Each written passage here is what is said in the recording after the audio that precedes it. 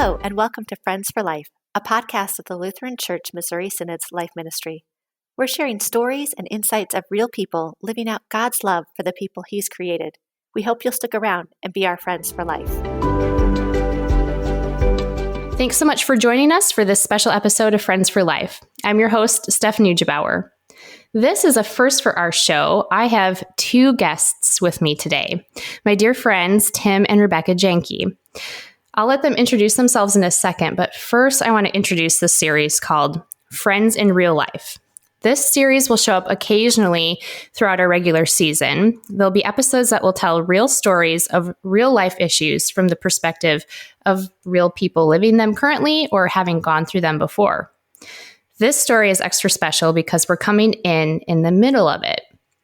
This is a story of a family currently on their journey through the process of adoption. And to make this first one in our Friends in Real Life series even better, we actually really are good friends in real life. I was in Tim and Rebekah's wedding.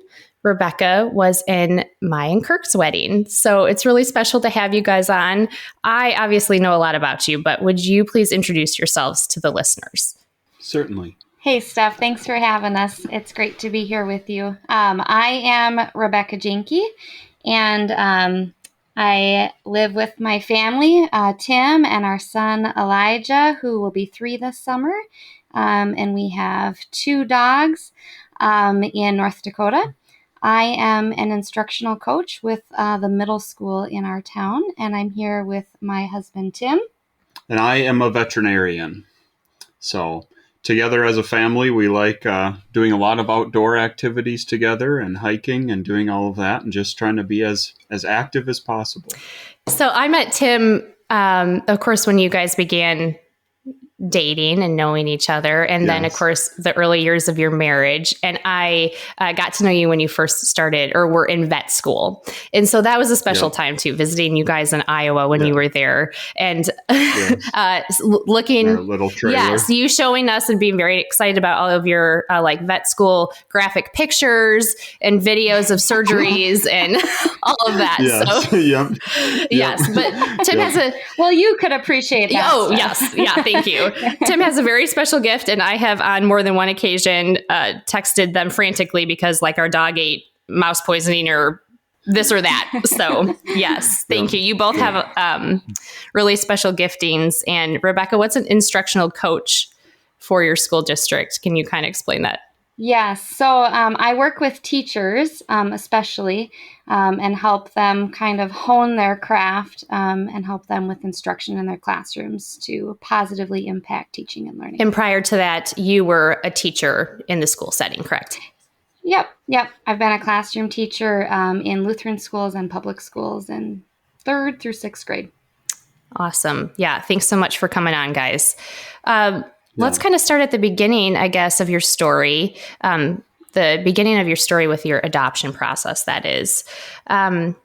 What led you guys to consider adoption, for one? And then what did that conversation look like between the two of you?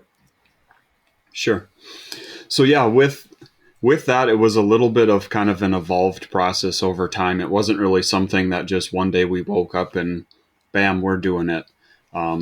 When we first got married, we had a lot of, hopes for raising a big family and all of that. And, thought like every other couple, you start to try to have kids and you just have kids. And it ended up being a pretty long struggle for us. And it was kind of in the middle of doing some of our doctoring and trying to figure out what was going on that we kind of were at a crossroads of, what path do we take? And at that point, Rebekah's brought up the idea of adoption, and I honestly had never really thought about it before, hadn't really put anything into it, and we really thought about it. We took some time, we thought about it, we prayed about it, and I don't know, I mostly just needed some time just to think about what adoption would look like and all of that. And at that time, it just wasn't our path. Yeah, it really it's wasn't. Not where we were being led. Yep.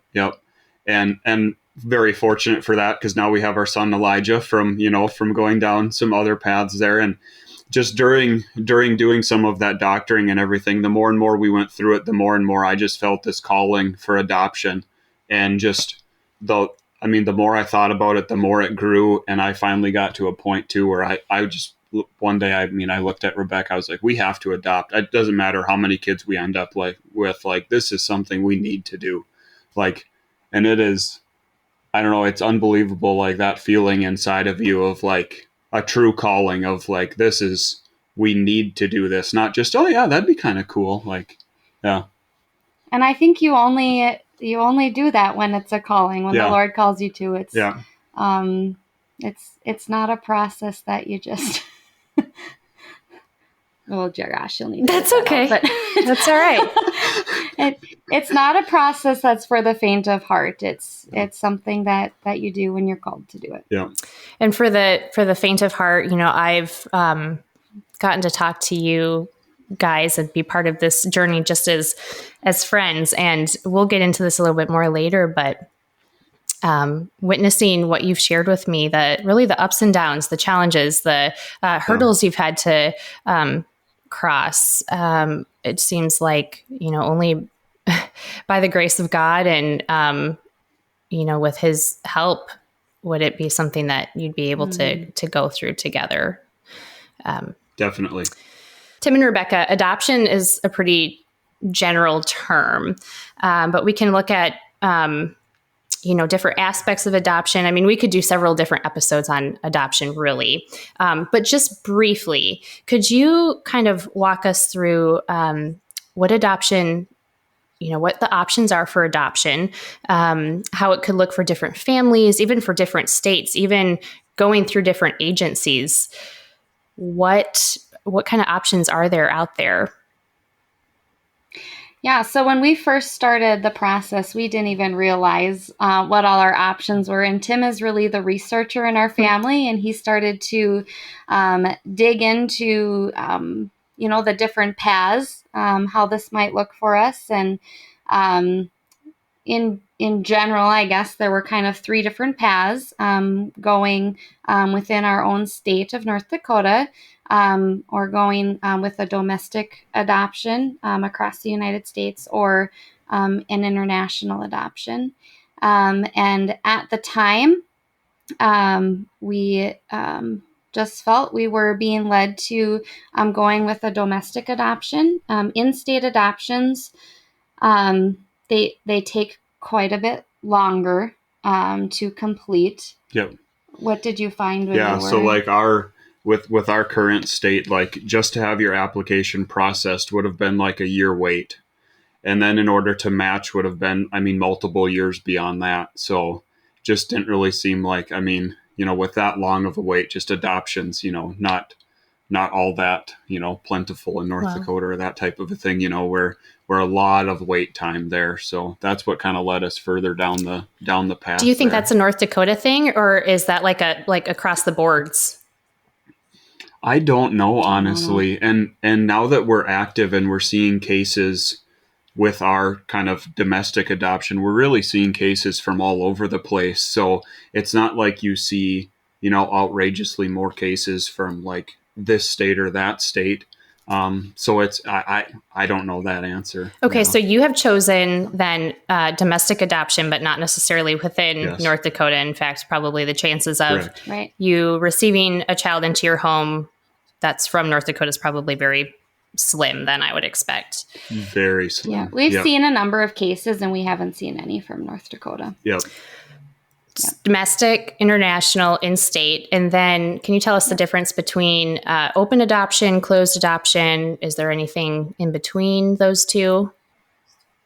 Yeah, there's a lot of different degrees of openness.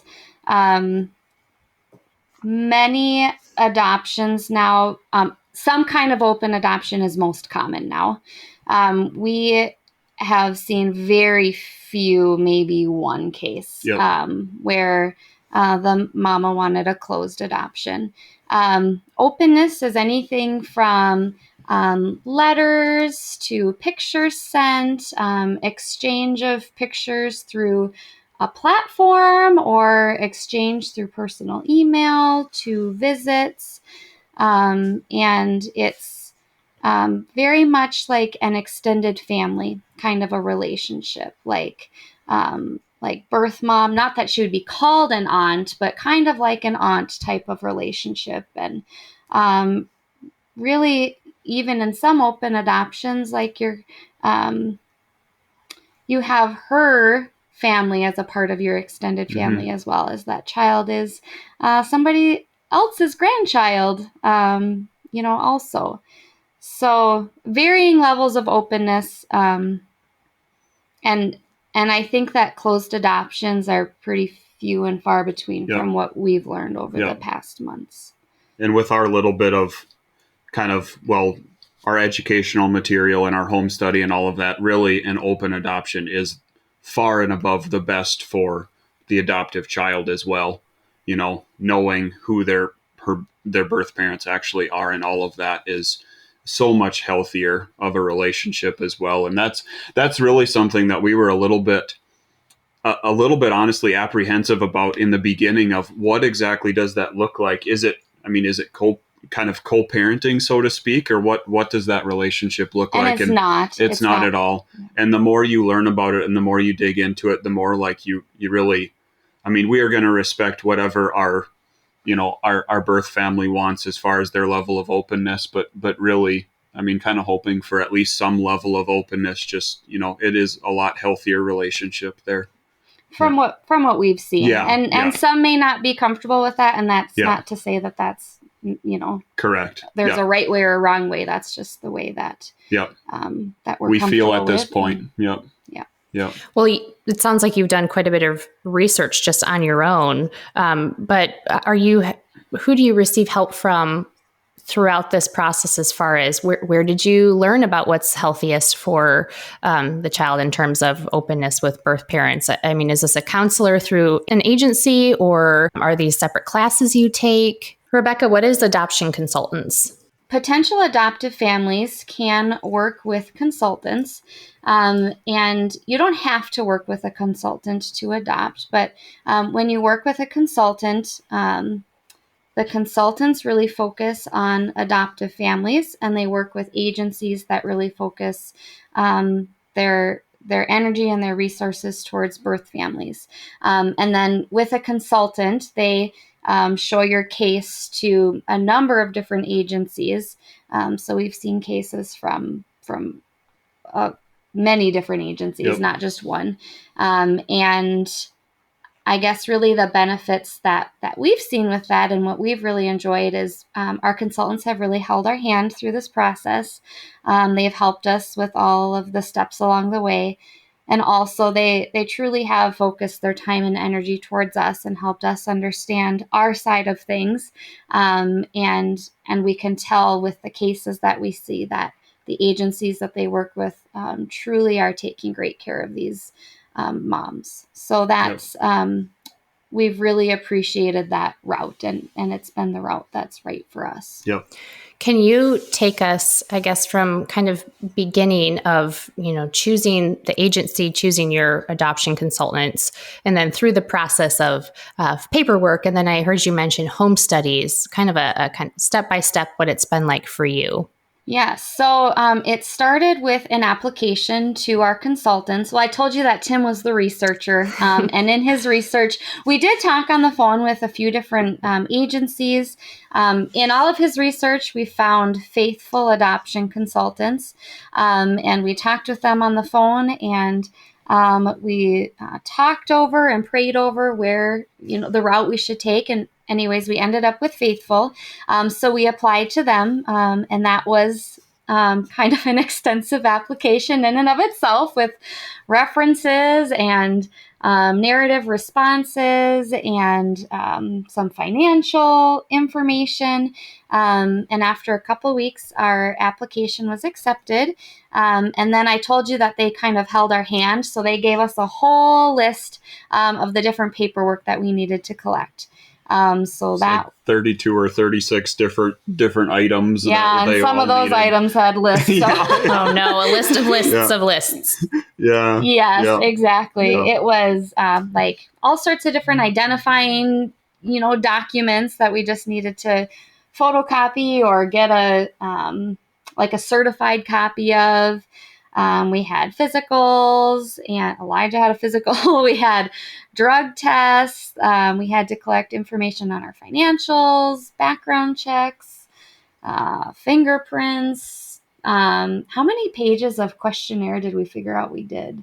Was it like 40 some pages of narrative responses about our lives and the families that we grew up in and our family. We also had the home study to complete, which was a separate process. Our consultant set us up with Catholic Charities out of Bismarck, North Dakota, and a social worker came out 5 times to our home and did interviews with us and met Elijah. And were these announced or unannounced visits? They were all announced. Okay. Yep. Tim and I both had separate visits, and we had joint visits, and Elijah was in the home sometimes, and sometimes he wasn't. And that home study process really, honestly, kind of intimidated me at the beginning of it. Like going into that, I was kind of nervous. Like I expected the home study to be like a gotcha, kind of an event is what I was playing it up to be in my brain of, oh, you think you're a good person, but actually you're not, or that kind of a thing, And it was so much more about understanding who we were as individuals, understanding who we were as a couple, where we were at in the adoption process. Did we understand what we were getting into? What kind of hurdles could we face in it? And are you prepared to, to face those hurdles and just really... Or even what supports would you need to be successful? Yeah. It was really just making sure that we were prepared, physically, emotionally for the process, and that she could, really, just help us through it. It was a wonderful process. Yeah. And the home study is not about the home. It's about the family. It's about us. And, yeah. I guess when I think of what I would have assumed a home study would be like, oh, coming into your kitchen and I see you didn't do your dishes, And that's exactly, we were like running around putting baby locks on things that did not even need to be baby locked and making sure every single outlet, even the ones that were way up high, had a plug in it, and like all these like silly things that like looking back on it, it was like, we spent how long making sure our home was like bomb-proof when it already was bomb-proof because we're first-time parents. Measuring the crib slats and all that stuff. Exactly. But it sounds like what a home study was and is really a supportive role for you, and then a deep dive into who you are as a family, so that they can help guide you through the process better. Exactly. Yep. Wow. And they assigned us a number of educational materials about open adoption and about conspicuous families and what else? Just bringing a baby home with another child in your home. Yep. And educating that, that adoptive child, what's appropriate at different times. Appropriate, information to share at what stages of life, and, all of, just, a whole gamut of information that we had to, do classes on, which were very helpful. At the time of recording this, then it is almost June of 2021. When would you say this process, I guess, technically began for you?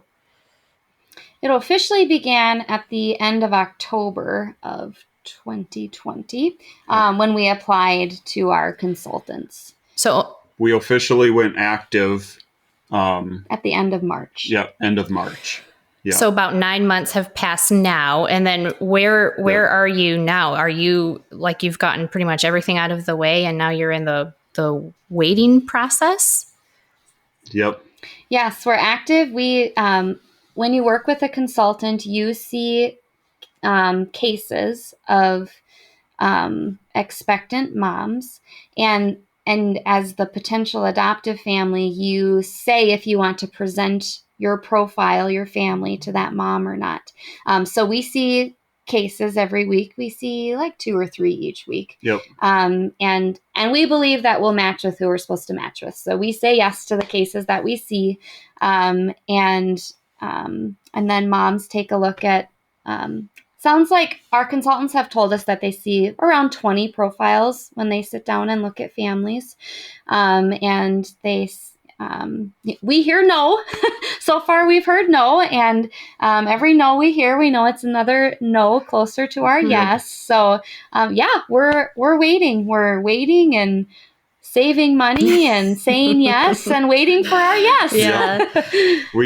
When a family or when a first family says no, we get an email that says that they've connected with another family and this is not no, this is not yet. Yeah. And you're one, which is a good way to look at it. Yeah. So, but still has to be really hard in the same breath. Yeah. Well, then the timeline for you and your family, when do you think, like on average, how long does it take for you to be matched with a family? With this particular agent or consultants, their average time to match is like 4.5 months of being active. And their average number of cases that you'll see to match is around 40 to 60. And so far, we're just over 20 cases that we've seen. So we're probably roughly halfway there, but we have a couple active cases right now, so it could be tomorrow. But it's all in the Lord's timing. It truly is. Yeah, wow. it is. Wow. What a leap of faith, really. And I mean, ever since March, when you said you went active, I mean, you just got to be sitting on the edge of your seats, like knowing really any day you could be welcoming a child, a baby, a new person into your family. Yep. Yeah. We try not to be, but we've been anxious people. Yep. I can understand that. What kind of obstacles then have you so far come up against? I mean, you mentioned going through the financials and then saving up money. I'm assuming, but don't want to put words in your mouth, that has to be an obstacle. Is that true? And have there been other obstacles? Yes. When we started, we had enough money to apply to Faithful. Okay. That's how much we had when we started. And I don't think we really, well, I didn't stress about it. I knew that we'd have what we need when we needed it. And we just believed that nobody can just afford adoption. You can't just afford it.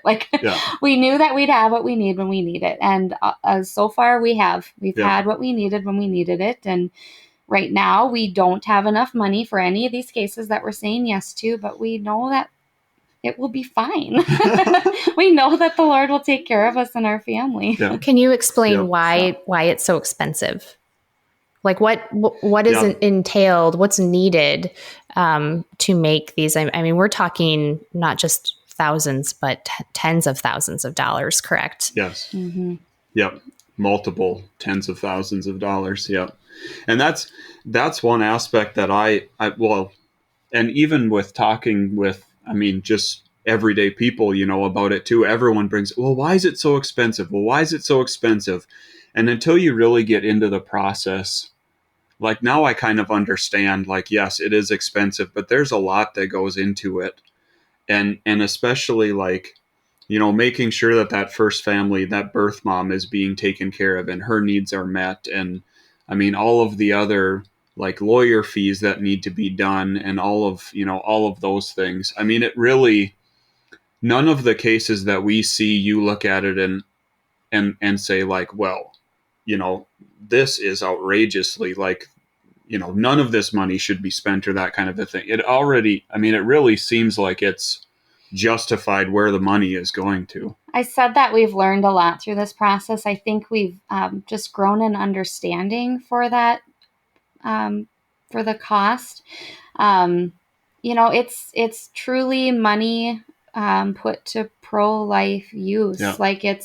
It's marketing to help women know that adoption is an option. It's putting up this woman in a home while she's pregnant. Yep. We see some cases of people who don't have a home, and part of the cost is for that, or for making sure this woman has comfortable clothes to wear while she's pregnant, and making sure that she can pay her electric bill, and just our empathy for this expectant mom and expectant moms all over all over the world just has really grown. Mm-hmm. Our empathy for them has really grown. Yep. And we truly have a love for them that I can't say we had when we started the process, just because we didn't know, I guess. Yep. Just so I'm understanding it correctly, then it's not only lawyer fees, and then are there agency fees connected? Yep. But it's also fees, caring for the mother while she's pregnant, Correct. prenatal care. Okay. I did not realize that. I truly didn't. Yep. Wow. Mm-hmm. Yep. Have there been other obstacles besides the finances? Yeah, so definitely. Finance is obviously a huge one. The other thing in the very beginning that just kind of slowed us down, which was a smaller obstacle, but the average family takes about 3 months to go active. It took us a little bit longer than that, closer to 5 months. We're exceptional. And part of that was just Christmas. Okay. The holiday season being a downtime. I mean, it seemed like every night we would get home from work, we'd eat, we'd put Elijah to bed, we'd work on adoption stuff until we go to bed. And then on the weekends when he was napping, we were working on adoption stuff. Like, it really didn't seem like we squandered that time at all. Mm-hmm. And it's just such a process. It took a while. It drug out. It really drug out. Yeah. For a while, like, it was like, okay, are we ever going to be active? but again, all in the Lord's timing, it's all working out. Yeah. The other probably biggest obstacle has just been the emotional side of seeing cases. And I mean, especially the empathy side of things has really, it's honestly kind of been a little bit of a struggle for me. Like, you see all these cases, and it's good to see the cases and, and all of that aspect, but just, you see what some of these first families and birth moms are going through, and just your heart goes out to them. And when you see 4 cases in a week, and it can be, it's kind of a toll. Yeah. Like empathy overdrive. Yeah. Like, you see one challenging thing of one case, and you compound that with a challenge of a different case. And, they're not our burden to shoulder. But when you see it all at once, it can kind of be a lot to process. Mm-hmm. And we know that when, the case that we match with, the Lord will give us what we need to be able to thrive in that case. And we know that the Lord will match us with where we're supposed to match. It just, sometimes it's a lot to look at all of it at one time, I guess. Yep. Plus, I can imagine, I'm just speculating here, but not only reading those cases and then reading what the moms are kind of challenged with just in their individual stories, but also that their stories could in a way turn into part of your story, that these children who are right now in their womb could be your child. So there's like an intense connection, I would imagine, with each case that you read, even if they're going to be a no for you. Yeah. That was exactly the case with me. Like, every single case I approached it like, yes, we're going to match to this one. So then your brain is constantly thinking about, okay, so what would be the, the positives there? What would be the challenges that you'd have to try to work through? And then when you're trying to process all of that for multiple cases at a time, you just, it just gets to be so much. It's just, your brain just can't handle that. So your heart can't handle your heart can't handle that. Yeah, that's a very good point. Yeah. Well, I would imagine then that the support of each other is probably, what's providing some sanity and some comfort in this time. And then also, of course, your faith rooted in Christ and the fact that he has this all planned out according to his will. That's got to be comforting too. Yeah. But I'm curious, Rebekah and Tim, have you experienced this journey in different ways in terms of emotions? Rebekah, do you have descriptions of how your emotions have felt throughout this process that are different because you're a mom and you're a woman versus, Tim, how are you experiencing these emotions? You're a dad and a guy. Yes, but I'm a softie. So I very much have been way more emotional throughout this process than I expected to be at all. I expected it to to not really feel a connection with the case until we match, and then that's our case. And every other case was just a possibility that you don't really get all wrapped up in. And for me, honestly, that was a huge surprise on how emotional I've been. Just, I mean, exactly like you said, you wouldn't expect necessarily, the guy to be the emotional one, not to stereotype, men and women gender roles and all of that aspect. But yeah, I have been way more emotional than I expected to be throughout this whole journey. Yeah. And I've definitely had empathy throughout the journey, but I would say I've been less emotional as we've seen cases, and a lot more emotionally stable. Well, we take turns. Yeah. And that was one aspect during the home study too. We really did alternate. I would feel really overwhelmed and she would be the strong supportive one, and then she would be really overwhelmed and I would be the strong supportive one, and we really kind of alternated supporting each other for whatever that person needed at that particular time. So marriage, I guess maybe a three-legged stool. Really, it's you, your spouse, and Jesus. So yes. I guess maybe one piece of it that I've had to process that I guess you probably haven't is in one of our trainings, we learned about, it was kind of a new idea for us, but the fact that adoption, while it's a wonderful blessing, is a loss for every party involved. There is loss for the child, and there is loss for the first family, and there is loss for the adoptive family. And one of the areas of loss that this training mentioned was, you're not carrying a child, and you're not experiencing childbirth, and I guess that that's just something that's been a little bit challenging for me. While we are an expectant family right now, but it looks different. And just as a woman, I guess that's a difference, and that is a loss for me. I'm very excited about the child that we'll match with, but that's something that's taken a little bit to process, I guess. Do you have other families who have gone before you in this, who've offered advice, other families who've adopted, who've kind of been your support and also guided you through this as well?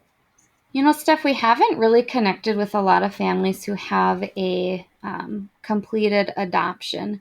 We have grown friendships with a number of families who are actually in the adoption process right now. And that's been really helpful for, there's just some struggles that you can maybe only say so bluntly to somebody who understands what you're experiencing. And that's been really helpful to be able to have those open conversations and kind of unedited, I guess, conversations where you can just say what you think, because you know that you're in a safe space with somebody who can empathize and understand. Mm-hmm. So we've felt really blessed to connect with those families who are in a pretty similar place. Yep. You mentioned earlier that the route can look very different, and these families are on different routes than us, but can understand what we're going through, and we can understand what they're going through. Are these families in your area, in your state? Okay. Yes. Yep. In our area. That's great. Then, I mean, I would imagine that you could probably meet in person or have these kind of conversations face to face. That must be extra helpful. It really is. Rebekah and Tim, can you share with the listeners how you are preparing your home space and then also your family, especially Elijah, for receiving another child into your family? So in preparing our home, as we talked with the social worker who helped us with our home study, we started talking about what it looked like to set our home up for another child. And she really encouraged us to wait until we were matched to make it look like we were getting ready for a baby. And I think that's really, maybe that's not for all families, but that's that's really felt right for us. I think it'd be hard for us to have infant things around our home that aren't being used, and we don't know, when they will be. I also think it would be confusing for our nearly 3-year-old Elijah to see things ready to go, but not really know what was going on, or that it wasn't maybe super real yet for him. So we talk about adoption a little bit with him, but mostly through prayers. We pray with our son every night, and we pray for expectant moms, and we pray for the child that will join our family, and we pray for the mom of the child who will join our family. And so that's mostly where he hears us talk about adoption. So I guess that's kind of how we've been preparing our home and our family. Yep. And then that'll just continue to grow as we match, then you dive further into, okay, we're going to be adopting a child, they're going to be coming into our home, and then helping him. That's the one thing our counselor really our social worker really talked to us about, is having him involved in the process as well can really help out. She also gave us some references for some good books on adoption and all of that. That's more geared towards, I guess, the adoptive child and letting them, understand and kind of process what adoption is. But, Elijah being involved in those books as well, I think will be, really beneficial for him also. And that's a cue really for everyone listening that, these prayers aren't just for sweet little Elijah to speak, but it's really for the whole church to be speaking on behalf of families like you and the birth parents. How sweet that he can set an example for us as adults to remind us to keep these people in our prayers. So speaking of, then how have your family members, friends, even your local church been able to support you through this process besides simply praying for you?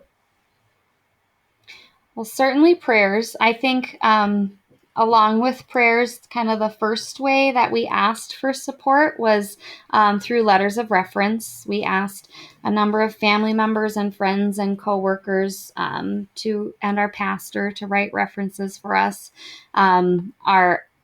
Most of our applications have needed different references. So to our consultants and for our home study and to the grants that we've applied for, those have all needed references. So our family and friends really supported us in a tangible way by writing those for us and by talking on the phone for some of our references, answering, writing out answers to questionnaires.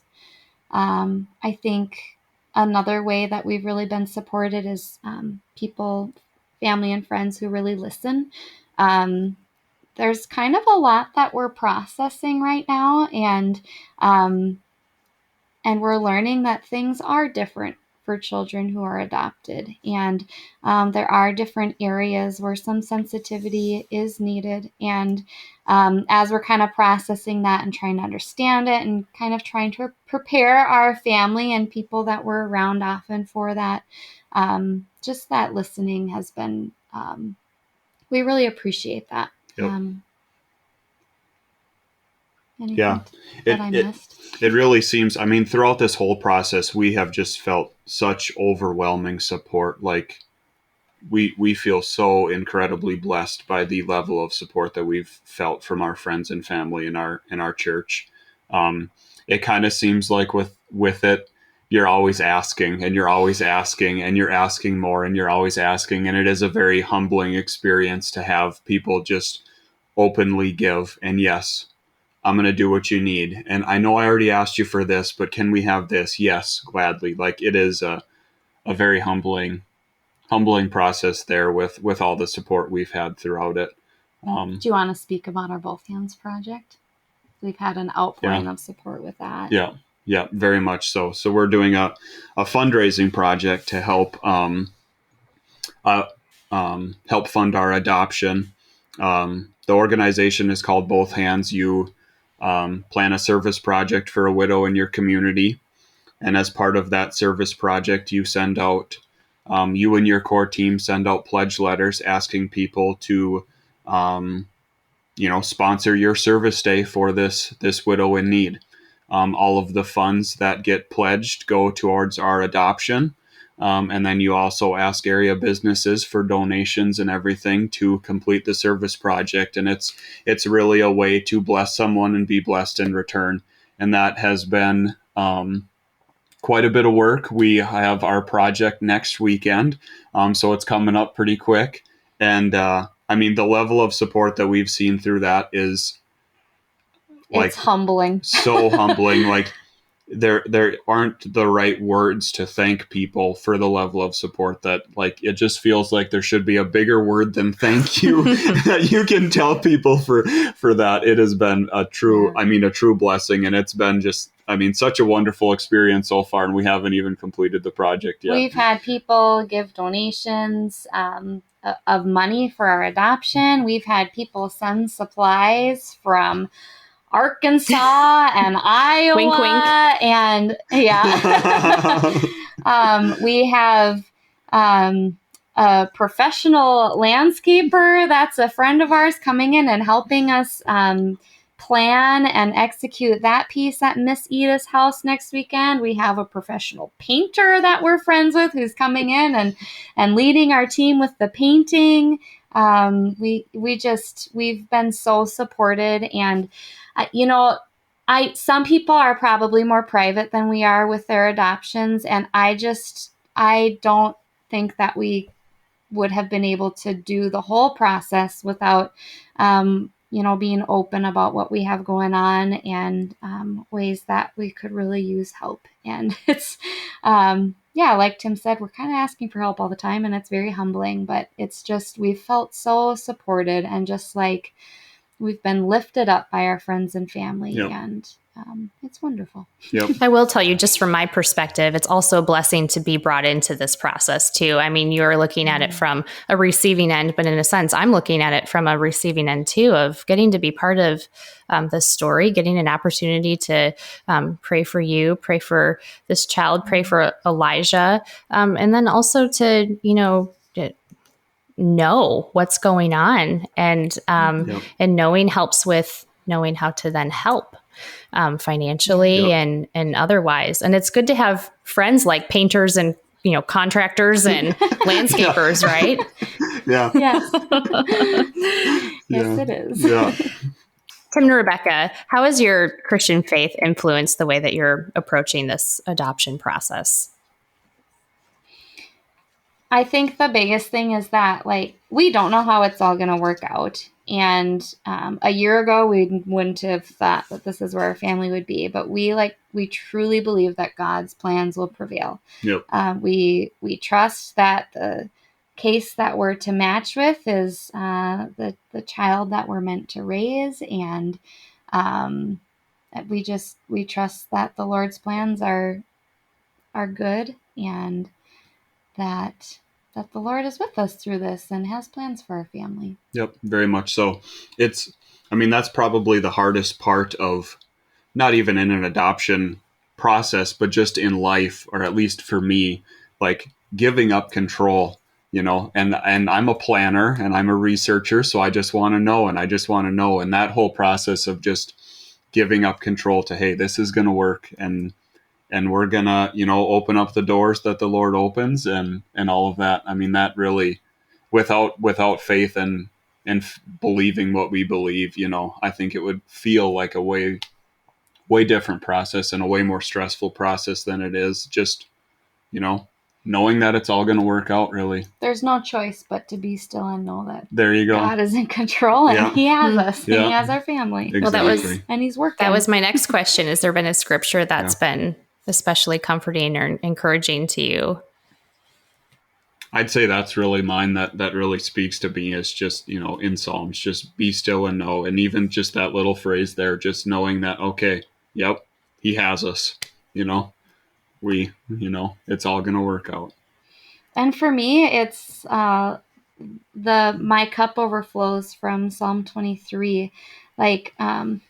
I think Tim mentioned earlier, we've just always envisioned a big, lively, active family that fills a home. And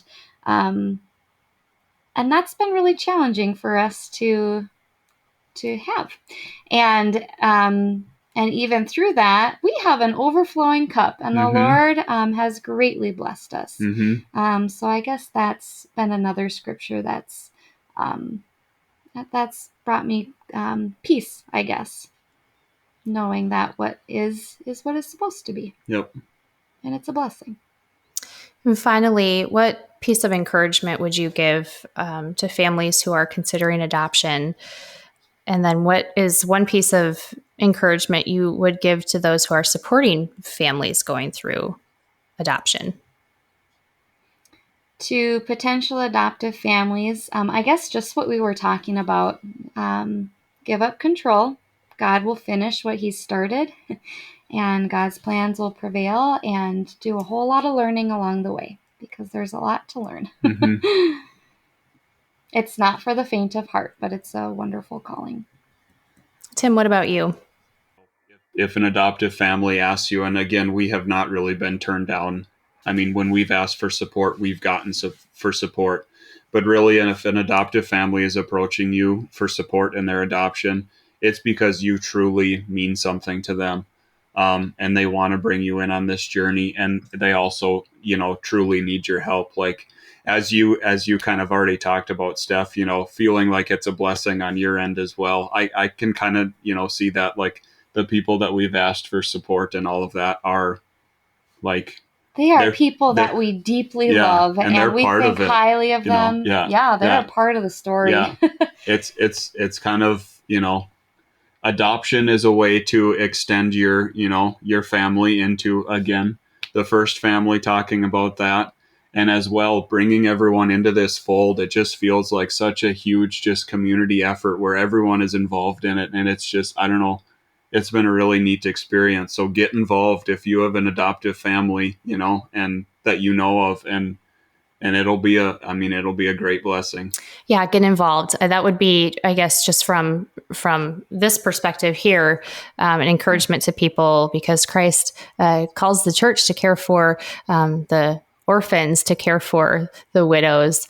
And that's a charge for the entire church. And so it may not look like, like your story, but everyone is supposed to be a part of that story in whatever way that looks. Prayers, financially supporting families going through adoption, supporting agencies that help families connect with birth families, all of that. The church should be a part of that in some way. So that would be my encouragement to listeners. I think that's great. I was just thinking another piece of advice to people who are supporting adoptive families, just to listen. The family who's looking to adopt is really processing a lot, and that listening is just so invaluable, and it's very appreciated. What does that look like? Is that phone conversations? Is that for you? Is that like face-to-face conversations, or have you received support even from people that are, far, far away from you guys? Yeah, absolutely. We've connected in all the ways that you've mentioned. Yep. We've connected with people that we didn't even know, and now we have, conversation threads going in like a digital messaging format. So it's amazing how the Lord can use other people and other circumstances really to, I guess personally, that He's been able to speak to us in that way. And that's really a blessing. Yeah. And that's also kind of an interesting point here as well. Like, we kind of talked about, when we started adoption, do we open this up, to the world, so to speak, or do we try to take this on as our own burden? And we both really felt like, okay, this is something that we need to open up and be transparent about. And it is really, really interesting, the connections that we've been able to make with people that we never would have been able to make by opening this up and being somewhat transparent. There still are things that are only for Rebekah and I, and you can't be 100% transparent. But that ability to open it up and, open up the conversation really has been a great blessing in our lives. And really, we've made some great connections with people that we never would have done if we wouldn't have shared our story. Rebekah and Tim, thanks so much for being on. You mentioned your agencies and then the adoption consultants that you're working with. And for anyone listening who is interested in getting more information, we have a website for you. You can visit the LCMS website, searching RSOs, Recognized Service Organizations, specifically Lutheran Family Service, or you can go onto the RSO site for the LCMS. They have a directory there, and you can search by keyword adoption. That website is lcms.org/RSO.